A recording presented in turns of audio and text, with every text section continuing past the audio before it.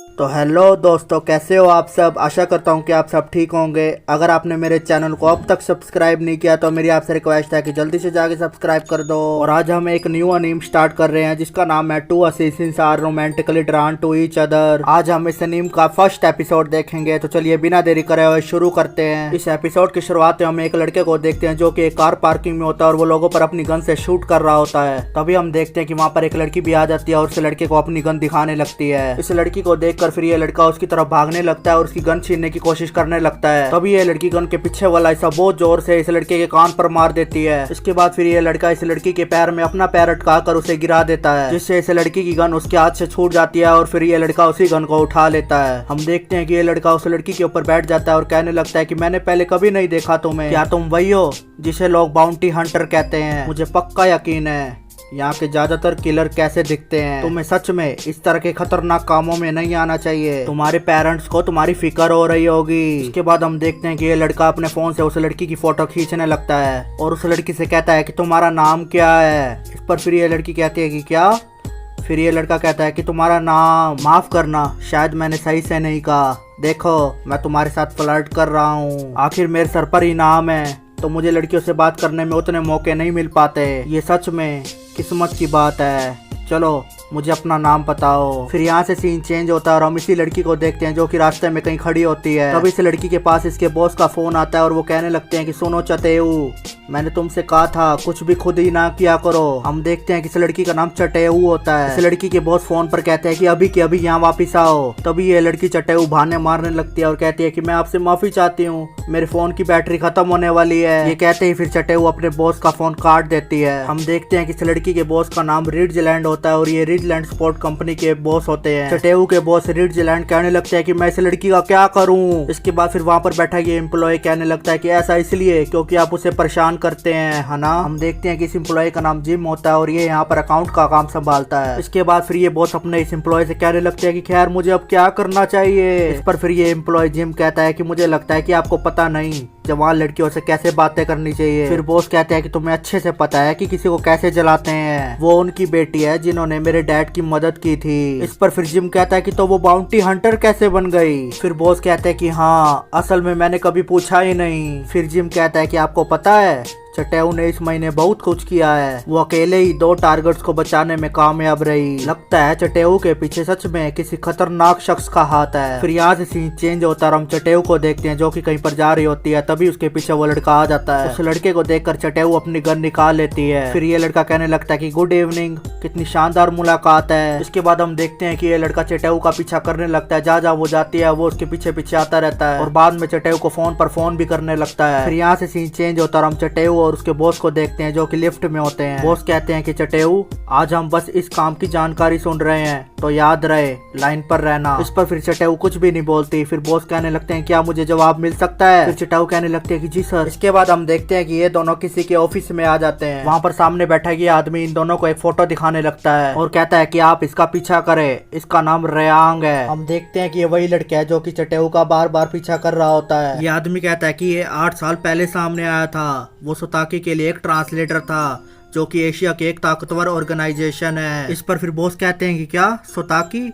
फिर ये आदमी कहता है कि हाँ वो 5 साल पहले ही बंद हो चुकी है। वजह थी एक हादसा जिनमें रेयांग ने उनकी ऊपरी टोली को मार डाला था। इस वजह से तब काफी हंगामा हो गया था। वो बहुत ज्यादा खतरनाक है। पिछले दिन ही उसने हमारे काम के सौदे में घुसपैठ की और इसमें 4 लोग भी मारे गए। ये आदमी कहता है कि लगभग 20 ऑर्गेनाइजेशन है जिन्होंने रेयांग पर इनाम रखा है, पर मैं तुम्हें भरोसा दिलाता हूँ हम सबसे ज्यादा दे रहे हैं। प्लीज इस कॉन्ट्रैक्ट को लेने के बारे में ध्यान से सोचें। फिर अगले सीन में हम देखते हैं कि चटेऊ और उसके बॉस एक रेस्टोरेंट में होते हैं। वहाँ पर बॉस चटेऊ से कहने लगते हैं कि मैंने इस बंदे के बारे में अफवाह सुनी थी, पर मुझे नहीं लगता हमें इसके लिए सौदा मिलेगा। लगता है लोग इस रेयांग नाम के बंदे को हटाने के लिए बेकरार है। वो हमारी जैसी ऑर्गेनाइजेशन के साथ सौदा करने की कोशिश कर रहे हैं। फिर चटेऊ कहती है क्या आप ये सौदा करने वाले हैं। इस पर फिर बॉस कहते हैं खैर इस काम से हमें अच्छा पैसा मिलेगा, लेकिन इसमें बहुत बड़ा खतरा है। इसके बाद फिर बॉस चटेऊ से कहने लगता है कि वैसे इस सौदे को तुम अपने हाथों में लेने की कोशिश मत करना। इस पर फिर चटेऊ कुछ नहीं बोलती। फिर बॉस कहने लगते हैं क्या मुझे कोई जवाब मिल सकता है। फिर चटेऊ कहने लगते हैं कि आपको फिक्र करने की बिल्कुल भी जरूरत नहीं है, फिलहाल मैं दूसरे काम पर हूँ। इसके बाद फिर बॉस कहते हैं कि सुनो चटेऊ, हम एक बाउंटी हंटर्स हैं। अगर मैं पूरा ईमानदार होकर कहूँ तो हम खतरनाक काम कर रहे हैं। यहाँ पर बहुत खतरा है और अपनी जिंदगी दांव पर लगाना, खासकर एक जवान लड़की के लिए, तुम्हें सच में दूसरे कामों में मौके देखने चाहिए। इसके बाद हम देखते हैं कि बॉस के पास एक फोन आ जाता है, तभी वो वहाँ से चला जाता है। हम देखते हैं कि बॉस के जाते ही वो लड़का रेयांग वहाँ पर आ जाता है और चटेऊ से कहने लगता है कि मुझे तुमसे कुछ बातें करनी है, चलो हम कहीं और चलते हैं। इसके बाद हम देखते हैं कि चटेऊ और रेयांग दूसरी जगह पर आ जाते हैं। वहाँ पर रेयांग चटेऊ से कहने लगता है कि मैं तुम्हारे लिए ऑरेंज जूस लाया हूँ, मैंने बस इसे ऐसे ही चुन लिया, ये ठीक रहेगा ना तुम्हारे लिए। इसके बाद फिर चटेऊ रेयांग से कहने लगते है कि तुम मेरा पीछा क्यों कर रहे हो, क्या तुम मेरा मजाक उड़ा रहे हो। इसके बाद फिर रेयांग चटेऊ का हाथ पकड़कर कहता है कि मैं बस कोशिश कर रहा हूँ कि तुम मुझ पर ध्यान दो और तुम मेरे जैसा कोई दूसरा मददगार नहीं ढूंढने जा रही, मैं चाहता हूँ तुम मुझसे थोड़ा नरमी से पेश आओ। इसके बाद हम देखते हैं कि चटेऊ रेयांग को जोर से लात मार देती है। इसके बाद फिर रेयांग चटेऊ को पीछे से पकड़ लेता है और कहने लगता है कि ऐसा नहीं चलेगा, मैं पीछे कैसे हटूं अगर तुम अचानक ऐसा करोगी। रेयांग कहता है कि ओ हाँ, मैंने अभी तक तुम्हें सौदे की शर्तें नहीं बताई, 24 तारीख को क्रिसमस सेलिब्रेशन पर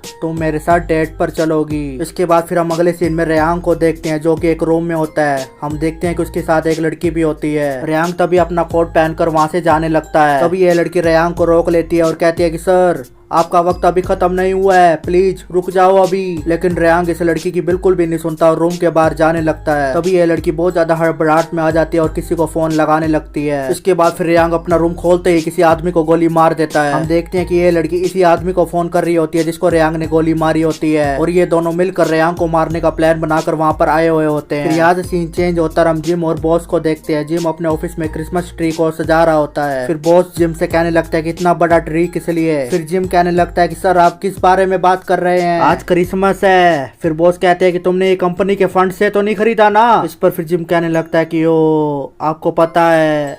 फिर बॉस कहने लगता है कि तुम बात बदलने की कोशिश क्यों कर रहे हो। फिर जिम कहता है कि मैंने कभी नहीं सोचा था चटेऊ आज छुट्टी लेगी, बॉस के साथ अकेले क्रिसमस सेलिब्रेट करना कितनी बुरी बात है। इस पर फिर बॉस कहते हैं कि अच्छा तुम क्या चाहते हो, मैं इस बारे में क्या करूं। इस पर फिर जिम कहता है कि कम से कम हमें एक केक तो खरीद के दे ही सकते हो ना। बॉस कहते हैं कि ओ ठीक है, पहले अपना काम पूरा करो। अब हम अगले सीन में रेयांग और चटेऊ को देखते हैं। रेयांग चटेऊ से कहने लगता है कि मैंने तुम्हें 3 बजे बुलाया था लेकिन 4 बज चुके हैं, तुम अब आ रही हो, ये बहुत गलत बात है, मैं भी गुस्सा हो सकता हूँ। फिर चटेऊ कहने लगती है खैर अब मैंने तुम्हें नाराज कर ही दी है तो मैं आज के लिए यहाँ से चली जाती हूँ। इसके बाद हम देखते हैं कि चटेऊ वहाँ से जाने लगती है। फिर रेयांग पीछे से आवाज लगाता है और कहता है कि रुको, मैं तो मजाक कर रहा था। इसके बाद फिर रेयांग चटेऊ के पीछे पीछे जाने लगता है और कहता है कि ये सच में सही नहीं है, तुम्हें पता है तुम कम से कम देरी से आने के लिए एक बहाना सोच सकती थी, तुम बड़ी मतलबी हो, पर खैर हमारे पास अभी भी डिनर से पहले बहुत वक्त है। रेयांग चटेऊ से कहने लगता है कि हम थोड़ा घूम फिर क्यों नहीं लेते। इस पर फिर चटेऊ कुछ भी नहीं बोलती और आगे बढ़ने लगती है। तभी हम देखते हैं कि रेयांग की नजर एक ज्वेलरी शॉप पर पड़ती है और कहने लगता है कि क्या तुम्हें ज्वेलरी अच्छी लगती है, मैंने तुम्हें कभी कुछ पहने नहीं देखा इसलिए। इस पर फिर चटेऊ कहती है कि सच में नहीं, इसकी जरूरत नहीं है। फिर रेयांग कहता है कि मैं सोच रहा था कि तुम्हें ज्वेलरी गिफ्ट कर दूं। इस पर फिर चटेऊ कहते हैं कि हूँ फालतू। इसके बाद हम देखते हैं कि रेयांग चटेऊ के बाल को पीछे करके उसके कान को देखने लगता है। चटेऊ के कान को देखकर फिर रेयांग कहता है कि तुम्हारे कान में तो छेद है। इससे चटेऊ बहुत ज्यादा एम्बैरस फील करने लगती है और बिल्कुल भी बोल नहीं पाती। ये देखकर फिर रेयांग कहने लगता है कि अब मुझे थोड़ा बेहतर महसूस हो रहा है। रेयांग चटेऊ से कहता है कि इन्हें तुम्हें खुलवा लेना चाहिए। इस पर फिर चटेऊ कहती है कि बिल्कुल भी नहीं। हम देखते हैं कि चटेऊ बहुत तेज तेज चलने लगती है। फिर पीछे से रेयांग कहता है कि तुम बहुत तेज क्यों चल रही हो, अगर तुम मेरे बगल में नहीं चलोगी तो मैं इसे एक डेट नहीं मान सकता, क्या हमें किसी और दिन फिर से कोशिश करनी चाहिए। इसके बाद फिर चटेऊ रेयांग से कहने लगती है कि तुम्हें सच में अपने आप पर ध्यान नहीं दिलवाना चाहिए, तुम्हें पक्का यकीन है तुम्हें टाउन के बीच में इस तरह से घूमना चाहिए। इस पर फिर रेयांग कहता है कि खैर लगता है तुम्हारी बात में दम है, मैं तो सारी लाइट्स देखने तक का इंतजार करना चाहता था, पर क्या हमें अब होटल नहीं चलना चाहिए ताकि मैं अपने आप पर ज्यादा लोगों का ध्यान ना खींच लूं। जो कमरा मुझे मिला है उसमें कमाल का नाइट व्यू दिखता है। इस पर फिर चटेऊ कुछ भी जवाब नहीं देती और कहती है कि मैं यहाँ से जा रही हूँ अब। फिर पीछे से रेयांग उसे कहता है कि रुको, चलो भी यार, क्या तुम्हें यकीन है तुम हमारी डेट बर्बाद कर रही हो। फिर अगले सीन में हम देखते हैं कि ये दोनों डिनर करने के लिए एक रेस्टोरेंट में आ जाते हैं। वहाँ पर रेयांग चटेऊ से कहता है कि लगता है वो छोटे तरीकों से बड़े पैसे कमा रहा है, वो असल में अपनी लवर का इस्तेमाल करके ब्लैकमेलिंग कर रहा था, मेरा मतलब जो भी इसमें फंसा होगा वो भी एक बेवकूफ है। इसके बाद फिर रेयांग चटेऊ से कहता है कि अगर तुम्हें उसका लाश होने से दिक्कत नहीं तो वो तुम्हारा है, तुम उसे एक क्रिसमस प्रेजेंट मान सकती हो। इस पर फिर चटेऊ कहती है कि पता नहीं तुम मुझे किस तरह इस्तेमाल करने वाले हो, पता नहीं तुम मुझ में इतना इंटरेस्ट क्यों ले रहे हो। फिर रियांग कहता है कि अब चलो भी, मुझे लगता है तुम गलत समझ रही हो, मैं बस तुम्हारी मदद करने की कोशिश कर रहा हूँ, तुम सच में इसे सौदा बनाना चाहती हो है ना। पर चिटेऊ कहती है कि जो आजाद है उससे ज्यादा डरावना कुछ नहीं। फिर रियांग कहने लगता है कि खैर तुम इतना कह ही रही हो, चलो वापिस सौदे पर बात करते हैं। फिर यहाँ से सीन चेंज होता है, हम जिम और बॉस को देखते हैं जो कि रात को अपने घर पर जा रहे होते हैं। जिम अपने बॉस से कहने लगता है कि अच्छा टेऊ भी हमारे साथ होती तो कितना मजा आता। इस पर फिर बॉस कहते हैं कि उसने कहा था वो कल काम पर होगी। तभी हम देखते हैं कि बॉस रियांग और चटेऊ को एक साथ देख लेता है। ये देखकर बॉस बहुत ज्यादा कंफ्यूज हो जाते हैं और सोचने लगते हैं कि चटेऊ रियांग के साथ क्या कर रही है। दूसरी तरफ हम देखते हैं कि रियांग चटेऊ का भी पीछा कर रहा होता है। रियांग को अपने पीछे देखकर फिर चटेऊ कहते हैं कि आज के लिए इतना काफी है, अब जाओ यहाँ से। इस पर फिर रियांग कहने लगता है कि पर क्यों, मैं तुम्हें प्लेटफॉर्म तक छोड़ देता हूँ, मैं तो तुम्हें घर तक भी छोड़ने की सोच रहा था। इस पर फिर चटेऊ कहते हैं कि इतना काफी है, जाओ यहाँ से। फिर रियांग कहता है कि तुम भी कितनी जालिम हो, मैंने होटल में रात बिताना कैंसिल कर दिया क्योंकि तुम्हें कहा था तुम्हें कल काम है। इस पर फिर चटेऊ कहती है कि चुप रहो, मैं जा रही हूँ यहाँ से। फिर रियांग कहता है कि रुको एक सेकंड, मुझे एक बात पक्की करने दो। इसके बाद हम देखते हैं कि रियांग चटेऊ को जोर से हक कर लेता है और कहता है कि मुझे पता था तुम्हारी खुशबू से मुझे परेशानी नहीं होती, सबकी गंध मेरे लिए सड़ी हुई होती है, हालांकि पता नहीं तुम्हारी ठीक कैसे है। इस पर फिर चटेऊ कुछ भी नहीं बोलती और प्लेटफॉर्म के लिए रवाना हो जाती है। इसके बाद हमें 17 साल पहले का सीन दिखाया जाता है जहाँ पर एक कार का एक्सीडेंट हुआ होता है। हम देखते हैं कि उस कार में एक छोटी सी बच्ची सोई हुई होती है। तभी एक आदमी और उसके साथ एक औरत भी वहाँ पर आ जाते हैं। ये आदमी उस छोटी बच्ची से पूछने लगता है कि बेटी क्या तुम मुझे बता सकती हो तुम्हारा नाम क्या है। इसके बाद हमारा ये एपिसोड यहीं पर ही खत्म हो जाता है। अगर आपको ये वीडियो अच्छी लगी हो तो मेरे चैनल को सब्सक्राइब करके जरूर जाएं और आपको ये वीडियो कैसी लगी इसके बारे में कमेंट सेक्शन में कमेंट करके भी जरूर जाना। तो अब हम फिर मिलेंगे अगले एपिसोड के साथ। Thank you.